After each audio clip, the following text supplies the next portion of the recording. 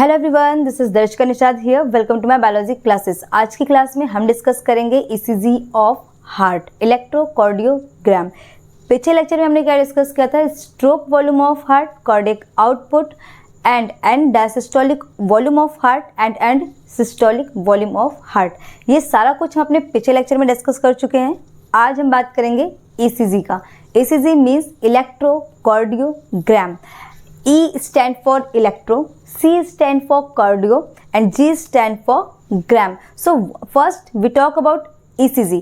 What is ECG? It is the graphical representation of electrical activity of heart. Heart का electrical activity represent करता है, ठीक है। ECG में हम क्या करते हैं कि जो भी हमारे हार्ट का इलेक्ट्रिकल एक्टिविटी हो रहा होता है उसको हम रिप्रेजेंट करते हैं, ठीक है। ईसीजी के थ्रू हम देखते हैं क्या होता है। देखो हमारे हार्ट में क्या होता है, कॉन्ट्रैक्शन होता है, रिलैक्सेशन होता है, कॉन्ट्रैक्शन होता है, रिलैक्सेशन होता है। आपको कुछ हमारे हार्ट के बारे में इस तरह की वेव आपने देखी होगी, ऐसी देन ऐसी फिर ऐसी, ठीक है। इस तरह की वेव्स आपने देखी होगी। तो ये जो वेव्स आपको दिख रही है ना, ये वेव्स क्या होती है कि जब इलेक्ट्रिकल एक्टिविटी के थ्रू ये अप एंड डाउन ये वेव्स हो रही हैं, ठीक है। तो हम ईसीजी में इलेक्ट्रिकल एक्टिविटी ऑफ हार्ट का जो भी इलेक्ट्रिकल एक्टिविटी है उसके बारे में डिस्कस करते हैं, मतलब उसके बारे में। व्हाट इज ईसीजी का आप डेफिनेशन लिख लो, यहां पे मैं लिख रही हूं।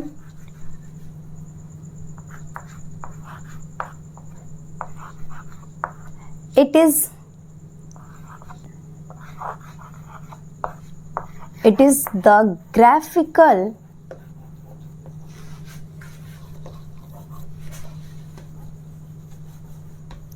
representation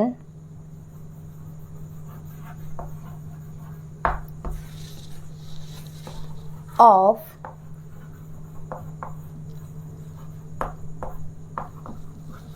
electrical activity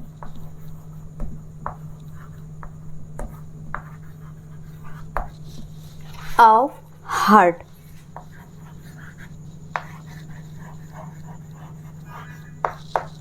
ठीक है, क्या हुआ? इलेक्ट्रिकल एक्टिविटी ऑफ हार्ट का एक ग्राफ रिप्रेजेंट करता है ईसीजी, ठीक। एक और टर्म आता है जिसको क्या हम बोलते हैं, electrocardiograph.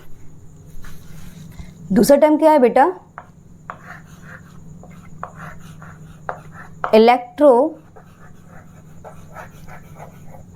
Cardiograph.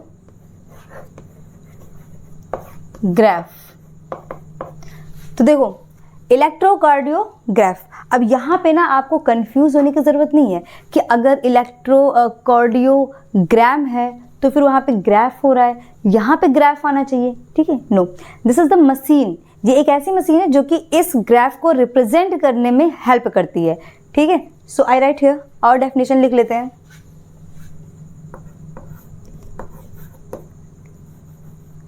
It is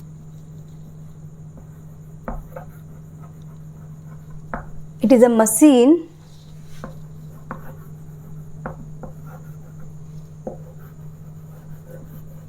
which helps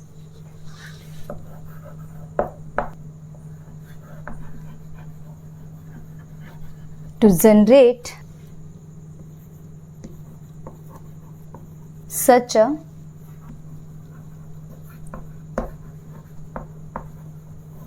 graphical representation।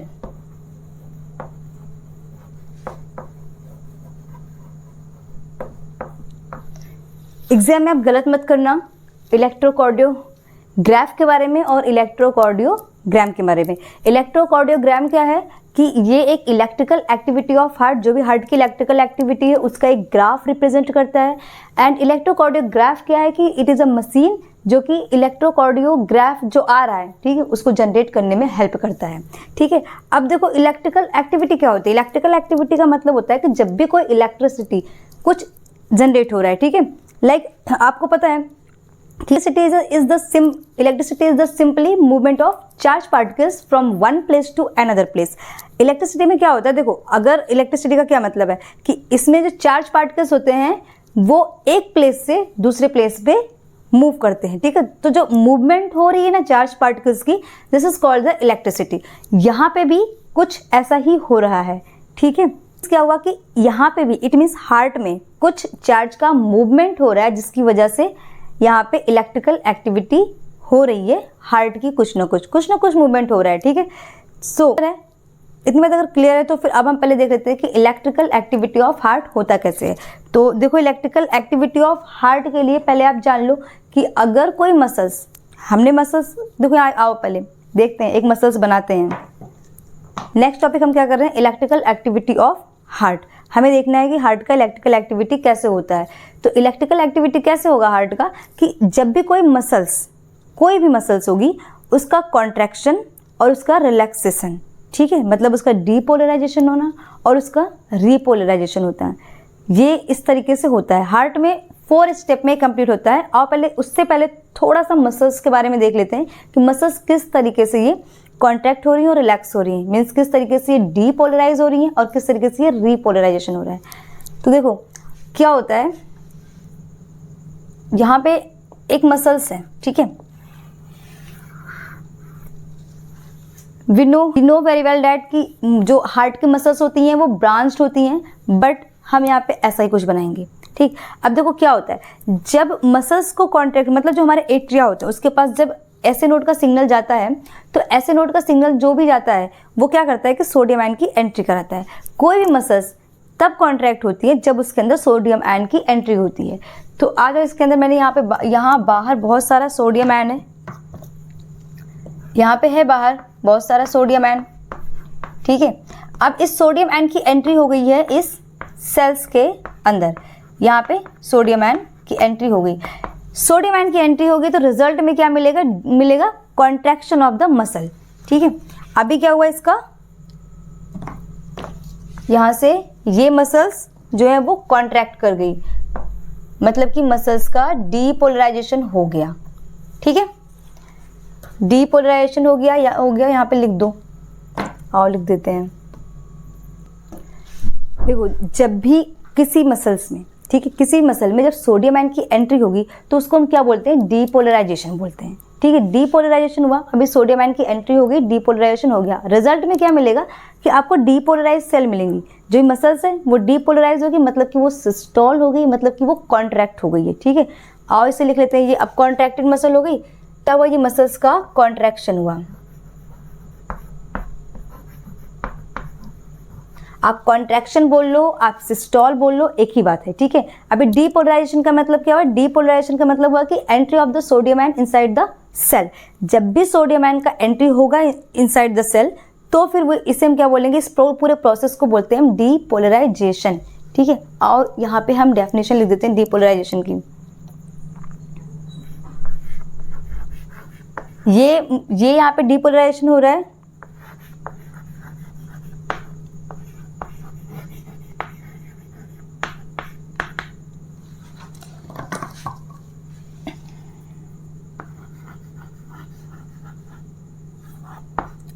Depolarisation means क्या हुआ, entry of sodium ion.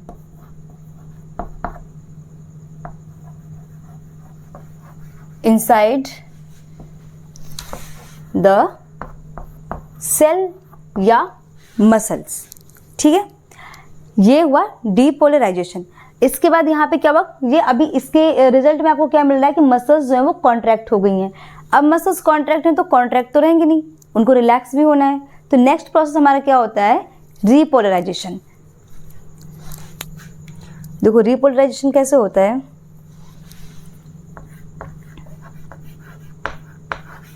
Repolarisation, इसमें क्या होगा, रीपोलराइजेशन में इसमें अभी ऐसा नहीं है। अगर आप ये सोच रहे हो कि सोडियम, देखो यहाँ पे क्या हुआ था कि यहाँ पे सोडियम आयन की एंट्री हो गई। अब अगर आपको ये सोच रहे हो, ठीक है, अगर आपको ये लग रहा है कि हमें रीपोलराइजेशन कराना है, ठीक है, डीपोलराइजेशन में क्या हुआ कि सोडियम आयन एंट्री कर गया किसी भी मसल्स में, तो मसल्स क्या हो गई, डीपोलराइज हो गई, मीन्स मसल्स कॉन्ट्रैक्ट हो गई हैं, ठीक है, मसल्स सिस्टोल हो गई हैं। तो अगर इसमें से क्या हुआ कि हमने सोडियम आयन को बाहर निकाल दिया, सोडियम आयन बाहर निकाल देंगे तो रिलैक्स हो जाएंगी। अब एक बात पहले आप समझ लो, यहाँ पे मैंने क्या बताया आपको कि ईसीजी का मतलब हुआ कि इलेक्ट्रिकल एक्टिविटी ऑफ हार्ट। तो इलेक्ट्रिकल एक्टिविटी ऑफ हार्ट का मतलब कि कुछ चार्ज पार्टिकल्स, कुछ आयंस जो हैं वो मूवमेंट कर रहे हैं। तो मूवमेंट हो रही है मतलब यहाँ पे हार्ट के अंदर, मतलब इस मसल्स के अंदर जब सोडियम आयन, ये सोडियम आयन इस मसल्स के अंदर जब एंट्री कर रहे हैं तो मसल्स को रिजल्ट में क्या मिल रहा है कि वो कॉन्ट्रैक्ट हो रही है। ठीक है, डीपोलराइजेशन में मसल्स क्या हो रही है, कॉन्ट्रैक्ट हो रही हैं। तो मतलब कोई इलेक्ट्रिकल एक्टिविटी हुई यहाँ पे। अब ये इलेक्ट्रिकल एक्टिविटी हुई तो ये एक चीज़ तो इसने रिप्रेजेंट किया डीपोलराइजेशन में। अब रीपोलराइजेशन में क्या होना है कि इस मसल्स को वापस से रिलैक्स होना है। जो ये कॉन्ट्रैक्ट होकर बैठी हुई है अभी, इसको रिलैक्स होना है। रिलैक्स कैसे होगा, रीपोलराइजेशन के थ्रू। अब रीपोलराइजेशन में होता क्या है, ये सोडियम आयन बाहर नहीं जाएंगे, ये यहीं रहेंगे। यू नो वेरी वेल कि पोटेशियम आयन, एक पोटेशियम आयन का भी नाम होता है, ठीक है, जो कि सेल के इनसाइड में अबंडेंट होता है, मतलब सेल के अंदर बहुत ज़्यादा अमाउंट में फिल होता है। ठीक है, वो प्रेजेंट रहता है वहाँ पे। तो उसकी वजह से रीपोलराइजेशन होता है। कैसे होता है कि आओ देखते हैं। देखो ये आपके वही कॉन्ट्रैक्टेड मसल्स हैं। ठीक है, मैं यहाँ पे बना रही हूँ, इधर देखो, ये आपका वही कॉन्ट्रैक्टेड मसल है। अब इसके अंदर पोटेशियम आयन है, प्रेजेंट है, अबंडेंट है, सेल के अंदर बहुत ज़्यादा अमाउंट में ये पोटेशियम आयन प्रेजेंट होते हैं। इस पोटेशियम आयन को हमने यहाँ से सेल के बाहर भेज दिया। जितने पोटेशियम आयन है इसमें से इनको हमने क्या किया, बाहर भेजा। जब हमने पोटेशियम आयन को बाहर भेजा तब हमें यहाँ रिजल्ट में क्या मिल रहा है, रिजल्ट में हमारी मसल्स जो हैं वापस से ये रिलैक्स हो रही हैं। जो कॉन्ट्रैक्ट हो गई थी अब ये इनको मिल गया रिलैक्स। रिलैक्स कह लो आप या रीपोलराइज्ड कह लो, ठीक है, या फिर आप डायसिस्टॉल कह लो, एक ही बात है। ठीक है, ये मिला आपको। क्यों हुआ ये, बिकॉज यहां से पोटेशियम आयन जो है वो सेल के बाहर गए। Potassium ion will go to outside of the cell या फिर मसल्स। ठीक है, एक बार आप दोबारा समझो, मैंने आपको जितना समझाया भी एक बार आप दोबारा समझो, ध्यान से सुनो, ध्यान से सुनो। मैंने क्या कहा, मैंने बताया आपको कि ईसीजी में हम क्या करते हैं कि एक ग्राफिकल रिप्रेजेंटेशन देखते हैं इलेक्ट्रिकल एक्टिविटी ऑफ हार्ट का। हार्ट के अंदर जो भी इलेक्ट्रिकल एक्टिविटी हो रही है उसका एक ग्राफिकल रिप्रेजेंटेशन देखते हैं। ठीक है, इलेक्ट्रोकार्डियोग्राफ क्या है, ग्राफ वर्ड से आपको बिल्कुल भी कंफ्यूज नहीं होना है कि अगर ग्राफ है तो यहाँ पे ग्राफिकल रिप्रेजेंटेशन मिल रहा होगा, बिल्कुल भी नहीं। ठीक है, ये क्या है, ये एक मशीन है जो उस ग्राफिकल रिप्रेजेंटेशन को, उस ग्राफ को रिप्रेजेंट करने के लिए हेल्प में आती है। ठीक है, यूज़ में आती है। उसके बाद फिर हमने क्या देखा कि अब इलेक्ट्रिकल, क्योंकि इलेक्ट्रिकल एक्टिविटी क्या है कि कोई भी जब कहीं पे इलेक्ट्रिसिटी जनरेट हो रही हो, कैसे होता है इलेक्ट्रिसिटी का क्या मतलब होता है, simply you can say that कि the charge, the movement of charge particle from one place to another place. कोई भी चार्ज पार्टिकल होंगे वो वन प्लेस से अदर प्लेस पे अगर उनका मूवमेंट हो रहा है, this is called the electricity. ठीक है, तो इतनी बात क्लियर हुई। अब हमें हार्ट का इलेक्ट्रिकल एक्टिविटी देखना है कि उसके अंदर कैसे हो रही है। तो पहले हमें तो ये पता होना चाहिए टर्मिनोलॉजी की, डीपोलराइजेशन क्या होता है एंड रीपोलराइजेशन क्या होता है। इन दो जो प्रोसेस हैं, इन प्रोसेस के थ्रू ही इसमें इलेक्ट्रिकल एक्टिविटी हो रही है। कहाँ हो रही है, हार्ट में। तो डीपोलराइजेशन में क्या होता है कि जब ऐसे नोड, जो हमारे हार्ट में ऐसे नोड होता है, जब वो सिग्नल्स देता है तो सोडियम आयन की एंट्री हो जाती है पूरे मसल्स में। सोडियम आयन की एंट्री हुई मसल्स के अंदर, जब सोडियम आयन की एंट्री हुई तो मसल्स बिकम कॉन्ट्रैक्ट। मसल्स क्या होंगे, वो कॉन्ट्रैक्ट हो जाएंगे। कॉन्ट्रैक्ट होने का मतलब ये है कि वो डीपोलराइज हो जाएंगे, मतलब ये है कि वो सिस्टॉल हो जाएंगे। ठीक है, अब सिस्टॉल हो गए क्योंकि सोडियम आयन की एंट्री हुई है। ये जो सिस्टॉल मसल्स हैं वापस से इनको रिलैक्स होना है। रिलैक्स होने के लिए सोडियम आयन का एग्जिट होना नहीं ज़रूरी है कि वो सेल के बाहर चले जाएं। सेल के अंदर पोटेशियम आयन बहुत ही रिच अमाउंट में होता है, अबंडेंट होता है। ठीक है, बहुत ज़्यादा अमाउंट में होता है। तो वो क्या होता है वहाँ पे कि जब सोडियम आयन की एंट्री हुई, मसल्स हुई कॉन्ट्रैक्ट, अभी मसल्स को रिलैक्स होना है तो वहाँ से पोटेशियम आयन बाहर जाएगा और जो मसल्स कॉन्ट्रैक्ट हुई हैं वो वापस से रिलैक्स हो जाएंगी। इतनी बात क्लियर हुई। डीपोलराइजेशन है, रीपोलराइजेशन आपको क्लियर हुआ। तो देखो फिर हार्ट के अंदर 4 स्टेप में इलेक्ट्रिकल एक्टिविटी होती है। वो 4 स्टेप कौन कौन से हैं, आओ हम पहले लिख लेते हैं। फर्स्ट क्या होगा यहाँ पे,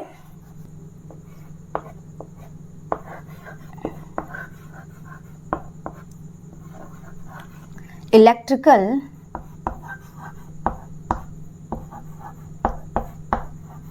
activity of heart.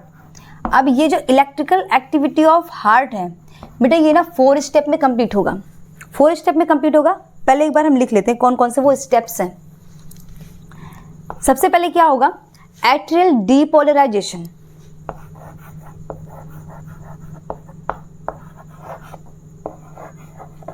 Atrial depolarisation, ठीक, this is the first step. Second step क्या है, atrial repolarisation.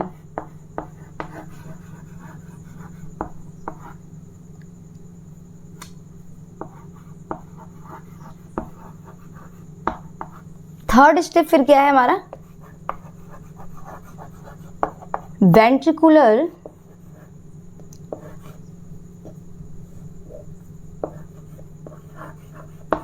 Depolarisation and ventricular repolarisation.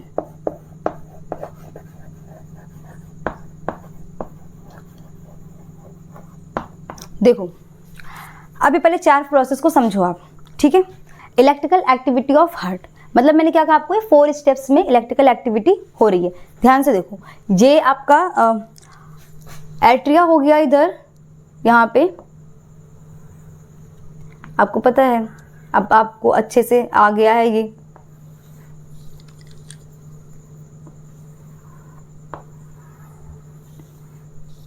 ठीक, ये आपके एट्रिया और ये आपके यहाँ पे ventricles. This is your ventricle, this is your atria. देखो इसमें क्या होता है, अभी हार्ट में, ये आपका हार्ट है।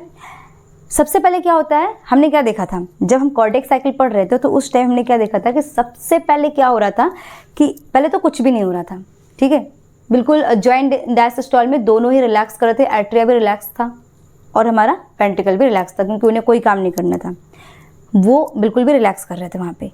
यहाँ पे उसके बाद फिर क्या होता था, फर्स्ट एक्टिविटी क्या थी कि एट्रिया जो था उसका कॉन्ट्रैक्शन हो रहा था। तो एट्रिया का contraction means atrial depolarisation. Atrial depolarisation, SA node ने क्या किया, हार्ट के अंदर जो एसए नोड था उसने क्या किया, उसने सिग्नल भेजा। जैसे वो सिग्नल जनरेट करेगा, सोडियम आयन की एंट्री होगी हार्ट के अंदर। हार्ट के अंदर जब सोडियम आयन की एंट्री होगी तो क्या होगा फिर कि डीपोलराइजेशन, जो सेल्स हैं, मसल्स हैं, वो डीपोलराइज करना स्टार्ट करेंगे, मीन्स वो कॉन्ट्रैक्ट हो गई।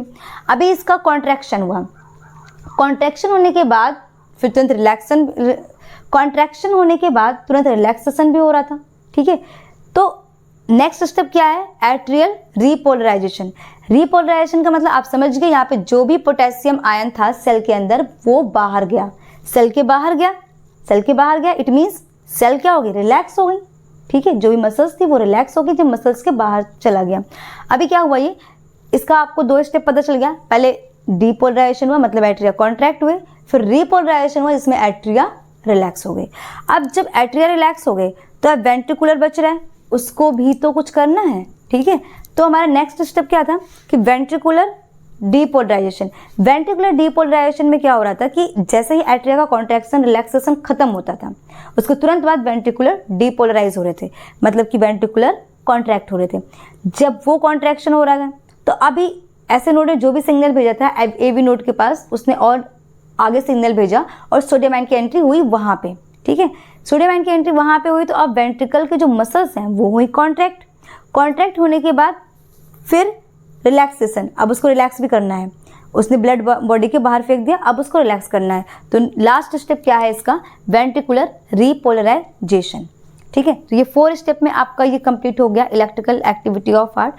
heart, it means electrical activity will happen in 4 times in one cardiac cycle. एक cardiac cycle मतलब एक cardiac cycle मतलब जो भी एक ड्यूरेशन हो रहा है cardiac cycle का 0.8 सेकेंड, उस 0.8 सेकेंड में 4 टाइम इलेक्ट्रिकल एक्टिविटी होती है हार्ट के अंदर। क्लियर? अब देखो, अगर ये बात आपको क्लियर है तो अब आगे चलते हैं। ठीक, इलेक्ट्रिकल लीड्स के बारे में।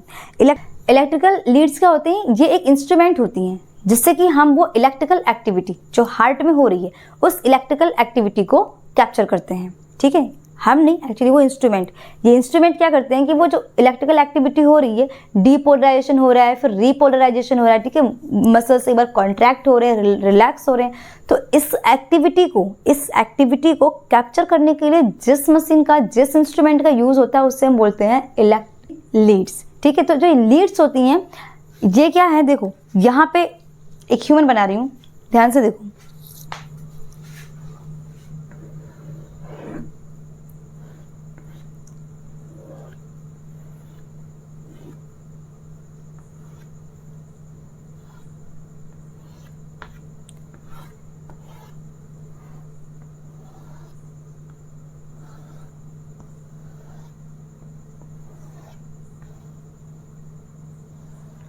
देखो ये कोई बंदा है जिसका हमें देखना है उसका इलेक्ट्रिकल एक्टिविटी, उसके हार्ट का। तो इसके जो हार्ट का जो भी इलेक्ट्रिकल एक्टिविटी होगा यहाँ पे, ये इसकी बाजू हो गई। आई नो बहुत अच्छी नहीं बनी है, बट आप समझ लो कि हाँ है। ठीक, बहुत ही हैप्पी है, हैप्पी पर्सन है ये इसके बाल बना देते हैं थोड़ा दिखने में अच्छा लगे। ठीक, दिस इज द पर्सन, ये एक बंदा है जिसका हमें क्या देखना है, हार्ट का electrical activity. This is the heart.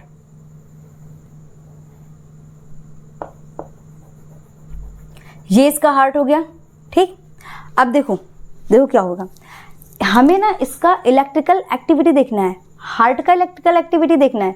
तो हार्ट के इलेक्ट्रिकल एक्टिविटी को देखने के लिए हमने एक इंस्ट्रूमेंट यूज किया जिसका नाम है ईसीजी लीड्स। ठीक है, तो ईसीजी लीड्स में क्या होगा, देखो एक जो लीड होगी वो आपको यहाँ आपके ये आपका लेफ्ट पोर्शन है इस बंदे का, ये लेफ्ट हैंड है, तो ये लेफ्ट वाली रिस्ट पे एक लीड, यहाँ पे एक लीड, ये राइट वाले, एक मिनट में दूसरे कलर से दिखाती हूँ, यहाँ इस पे थोड़ा ये कम रिप्रेजेंट हो रहा है।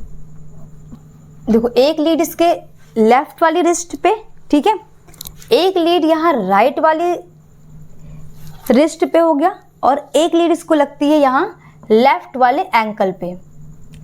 ठीक, इसके अलावा 6 लीड्स इसके चेस्ट पे लगते हैं। ठीक है, तो और लगा देते हैं यहाँ पे 1 2 3 4 5 एंड 6।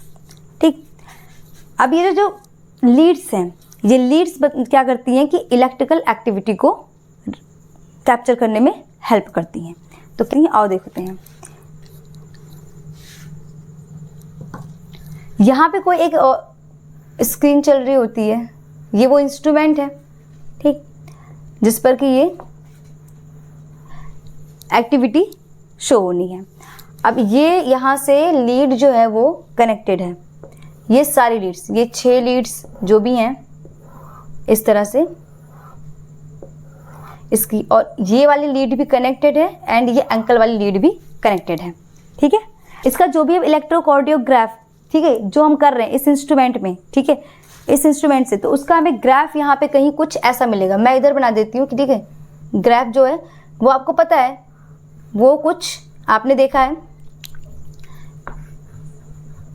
आपने सीरियल्स वगैरह में देखा होगा, मूवीज, टीवी सीरियल्स में आपने ज़्यादा देखा होगा। आपने देखा होगा ना कि ऐसे साउंड आते हैं पी पी पी पी करके। ठीक है, तो जब ये जो साउंड्स आते हैं ना, ठीक है, अगर आ रहा है साउंड, शॉर्ट साउंड है, ठीक है, इट मीन्स उसका भी इलेक्ट्रिकल एक्टिविटी हो रहा है, हार्ट का इलेक्ट्रिकल एक्टिविटी हो रहा है और सब कुछ नॉर्मल है।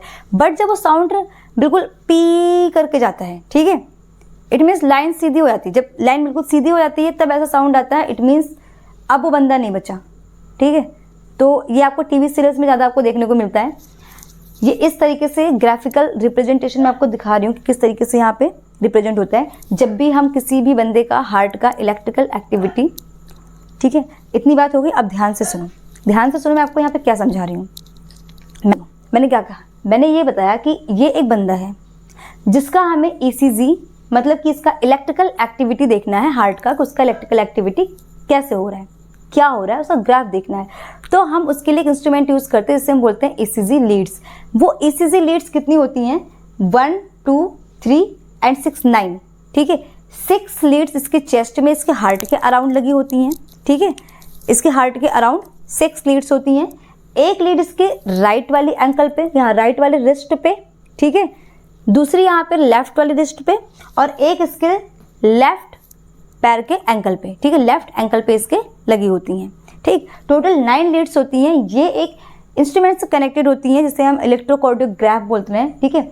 और यहाँ पे इसका ये आपको ग्राफ इस तरीके से मिलेगा हार्ट का, ठीक। सो आई थिंक इतनी बात आपको क्लियर है। इसके बाद अब हम ईसीजी वेव्स के बारे में बात करेंगे कि ईसीजी वेव्स क्या होती हैं। मुझे थोड़ा सा इरेज करना पड़ेगा, सो मैं इसको थोड़ा सा इरेज कर रही हूँ।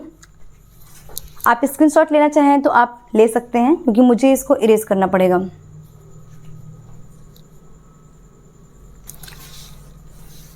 ठीक है, आ जाओ। हम क्या बात कर रहे हैं, ईसीजी वेव के बारे में। और थोड़ा सा पहले लिख लेते हैं कि ईसीजी वेव क्या हो, हेडिंग डाल लेते हैं इधर, ईसीजी वेव, ईसीजी वेव, ठीक है।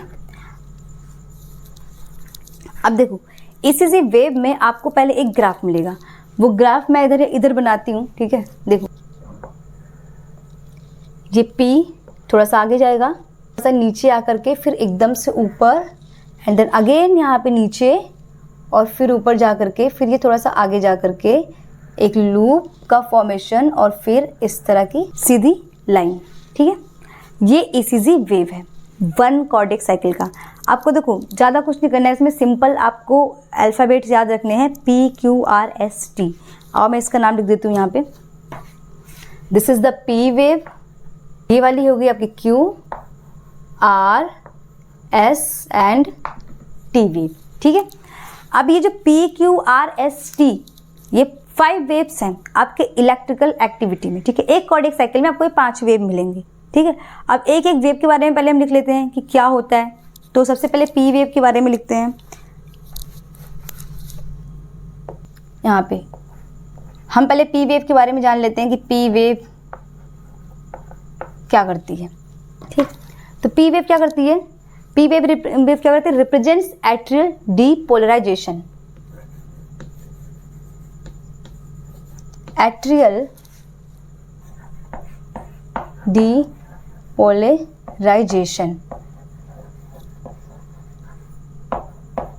ठीक है।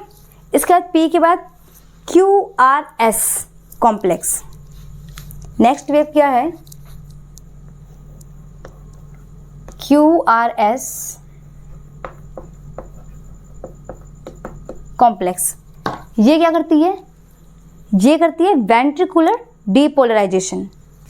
और इस बात को भी यहाँ पे लिख लेते हैं, पहले लिख लूँ फिर समझते हैं क्या है। Ventricular depolarisation. लास्ट वेव आपकी बचती है T वेव। तो T वेव का क्या काम है,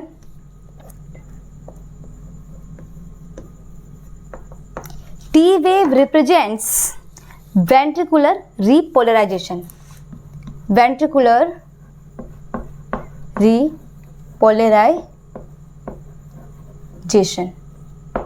ठीक। अब सुनो, ध्यान से सुनो मेरी बात को। मैंने आपको क्या बताया, मैंने आपको बताया कि ईसीजी, मैंने आपको क्या बताया कि ये हमारा ईसीजी का ग्राफ है, 1 कार्डियक साइकिल का है, जो कि 0.8 सेकेंड में होता है। P, QRS complex and T, हमें ये 3 चीज़ें मिली, ठीक है। P का मीन्स क्या है, P का मीन्स है, सबसे पहले हार्ट में क्या हो रहा था, एट्रियल डीपोलराइजेशन हो रहा था। तो P मीन्स एट्रियल डीपोलराइजेशन, हमारा एट्रिया जो है वो कॉन्ट्रैक्ट कर गया, ठीक। उसके बाद एट्रिया को हमें रीपोलराइजेशन भी करना था, कॉन्ट्रैक्ट होने के बाद एट्रिया को हमें रिलैक्स भी करना था, बट यहाँ पे कोई वेव नहीं मिली हमें, ठीक है। अभी रुको, वेव नहीं मिली, उसको भी हम देखते हैं उसको भी डिस्कस करेंगे कि क्यों नहीं मिली। ठीक, पहले आप अभी यहाँ देखो। फिर QRS कॉम्प्लेक्स, ये ज़्यादा ऊपर चला गया है, बिल्कुल जाएगा, क्योंकि उसके पास जो हमारे वेंट्रिकल्स होते हैं उनके पास सिग्नल्स ज़्यादा आते हैं, मसल्स ज़्यादा होती हैं तो सिग्नल्स भी ज़्यादा जाते हैं, जिसकी वजह से ये इनका जो कॉन्ट्रैक्ट होने का सिग्नल है वो बहुत ज़्यादा होता है, तो ये कॉन्ट्रैक्शन ज़्यादा करेंगे, ये R और S कॉम्प्लेक्स। ठीक, अब इसका क्या हुआ, कॉन्ट्रैक्शन। वेंट्रिकल कॉन्ट्रैक्शन के बाद वेंट्रिकल रीपोलराइजेशन होगा, आगे से फिर T वेव मिलेगी हमें, ये एक T वाला लूप मिलेगा और वेंट्रिकल रीपोलराइज्ड हो जाएगा। ठीक है, अब देखो वो बात आप सुनो, जो बात यहाँ पे नहीं मिली है, हमें क्या नहीं मिला है, एट्रियल रीपोलराइजेशन, कि जब एट्रिया कॉन्ट्रैक्ट हुआ तो उसको रिलैक्स होने के लिए वेव कहाँ गई। ठीक, तो सुनो क्या होता है, हमारा जो हार्ट था, मैंने आपको बताया था ना कि हार्ट में ऐसे जो नोट था वो क्या कर रहा था कि ऐसे नोट से सिग्नल एवी नोट तक जाने में थोड़ा सा टाइम लग रहा था, तो जिस ड्यूरिंग ये हमारा एट्रिया जो है ना ये कॉन्ट्रैक्ट होकर के रिलैक्स हो रहा था, उसी सेम टाइम पे ये वेंट्रिकल जो थे ये कॉन्ट्रैक्ट होना स्टार्ट कर रहे थे। तो क्योंकि ये इनका जो वेव है, ठीक है, इनका जो कॉन्ट्रैक्ट होने की जो स्पीड है वो बहुत ज़्यादा है, तो इनकी जो वेव है वो बहुत ज़्यादा ऊपर तक चली गई हैं। ठीक है, तो ये बड़ी हो गई हैं। ठीक, तो ये क्या करती है, इसको ये मास्क कर लेती है, मतलब उस बड़े जो वेव है उसके आगे वो छोटी वेव हमको दिखाई नहीं देती है। ठीक है, मतलब वो हाइड कर देती है, मास्क कर लेती है, इसलिए हमें एट्रिया रीपोलराइजेशन का जो वेव होता है वो यहाँ पे नहीं मिलता है। ठीक, सुनो, जब यहाँ पे सिग्नल मिलेगा तो तुरंत यहीं पर एट्रिया कॉन्ट्रैक्ट नहीं होगा, यहाँ पे आगे कॉन्ट्रैक्शन होगा। ठीक है, देखो एट्रिया को सिग्नल यहाँ पे मिला, इस जगह पे सिग्नल मिला, एट्रिया यहाँ पे कॉन्ट्रैक्ट नहीं होगा, एट्रिया यहाँ पे कॉन्ट्रैक्ट होगा। ठीक है, कॉन्ट्रैक्शन यहाँ पे होगा, इसके बाद इसको यहाँ पे सिग्नल मिला, ठीक है, यहाँ पे, तो वेंट्रिकुलर यहाँ पे कॉन्ट्रैक्शन होना स्टार्ट करेंगे, प्रॉपर फुल कॉन्ट्रैक्शन यहाँ पे कहीं पे होगा। ठीक, अब इसको रिलैक्स होने के लिए यहाँ पे सिग्नल तो मिला, इस जगह पे सिग्नल मिला, बट ये रिलैक्स यहाँ पे होंगे इधर। ठीक है, तो आपको ये ECG का आई होप क्लियर हुआ होगा, आई होप ये चीज़ें क्लियर हुई होगी। एक बारी हम रिकॉल कर लेते हैं, समअप करते हैं कि आज हमने क्या क्या पढ़ा है। ठीक है, उसके बाद फिर नेक्स्ट क्लास में हम देखेंगे ECG के आगे इसके डिसऑर्डर्स वगैरह। ठीक है, वो नेक्स्ट क्लास में करेंगे। देखो सुनो, मैंने ECG क्या है, एक ग्राफिकल रिप्रेजेंटेशन है किसका, इलेक्ट्रिकल एक्टिविटी ऑफ हार्ट का। ठीक है, इसके बाद हमने क्या आपको बताया कि इलेक्ट्रिकल एक्टिविटी ऑफ हार्ट में आपको डीपोलराइजेशन पता होना चाहिए, आपको रीपोलराइजेशन पता होना चाहिए। डीपोलराइजेशन का मतलब क्या है कि जब भी सोडियम आयन मसल्स के अंदर एंट्री करेगा तो मसल्स क्या होंगे, मसल्स बिकम कॉन्ट्रैक्ट, मसल्स होंगे वो कॉन्ट्रैक्ट हो जाएंगी। और रीपोलराइजेशन में क्या होगा कि जो सेल के अंदर या मसल्स के अंदर जो भी पोटेशियम आयन है वो पोटेशियम आयन बाहर जाएगा और मसल्स क्या होंगी, वो रिलैक्स हो जाएंगी। क्लियर, इतनी बात। फिर हमने क्या देखा, electrical activity of heart 4 step में हो रहा है एक कार्डियक साइकिल में, मतलब 0.8 सेकेंड का जो एक कार्डियक साइकिल है उसमें 4 स्टेप्स आपको मिल रहे हैं, 4 टाइम आपका जो इलेक्ट्रिकल एक्टिविटी हो रहा है। फर्स्ट क्या होगा, आपका एट्रियल डीपोलराइजेशन होगा, आपको फिर एट्रियल रीपोलराइजेशन होगा, फिर आपको वेंट्रिकुलर डीपोलराइजेशन मिलेगा, देन आपको वेंट्रिकुलर रीपोलराइजेशन मिलेगा। ठीक है, इसके बाद हमने क्या देखा आपको कि एक ये बताया कि ECG का लीड, ECG लीड से होते हैं, एक इंस्ट्रूमेंट है जिसमें कुछ लीड्स लगती हैं, टोटल 9 लीड्स हैं यहाँ पे, 6 लीड्स हार्ट के अराउंड चेस्ट में लगती हैं। ठीक है, और एक लीड आपको यहाँ रिस्ट पे लेफ्ट और एक राइट रिस्ट पे मिलेगी, और आपको एक लेफ्ट एंकल पे आपको एक लीड लगी हुई होगी। ठीक है, इसके बाद फिर ये इसका ग्राफिकल रिप्रेजेंटेशन आपको यहाँ पे मिल जाएगा। ठीक है, देखो लेफ्ट एंकल में लीड लगी है, इस बात को याद रखने के लिए कि आप ये समझ लो कि आपका जो हार्ट है वो लेफ्ट साइड है, इसकी वजह से यहाँ पे लेफ्ट वाले एंकल में लग रहा है, ये सिर्फ याद करने के लिए, रीज़न नहीं है। ठीक है, इसके बाद क्या हुआ, हमने देखा कि वेव्स, हार्ट की वेव्स क्या हैं, देखो PQRST सिंपल ABCD के अल्फ़ाबेट्स हैं, आपको याद करने में कोई दिक्कत नहीं होनी चाहिए। ठीक, तो हमने क्या देखा, सबसे पहले P वाले को सिग्नल मिला तो एट्रिया क्या हुआ, सबसे पहले डीपोलराइजेशन हुआ। फिर क्या हुआ कि QRS का जो सिग्नल है वो QRS कॉम्प्लेक्स का जो सिग्नल है वो किसके लिए है, वेंट्रिकुलर डीपोलराइजेशन के लिए। यहाँ पे आपको एट्रिया का रीपोलराइजेशन का वेव नहीं मिलता है, क्यों? एट्रिया का जो भी रिलैक्सेशन है, रिलैक्स होना और वेंट्रिकुलर का कॉन्ट्रैक्ट होना, ये दोनों ऑलमोस्ट सेम टाइम पे होते हैं। तो इसकी वेव क्योंकि बड़ी है इसलिए उस छोटी वेव को मास्क कर लेती है। ठीक, इसके बाद क्या हुआ, हमें फिर क्या मिला, टी वेव का मीन्स यहाँ पे क्या है कि जो भी वेंट्रिकुलर है उनका रीपोलराइजेशन होना। आई होप आपको ये टॉपिक अच्छे से क्लियर हुआ होगा। If you have any doubt feel free to ask in comment section and thanks for watching my video.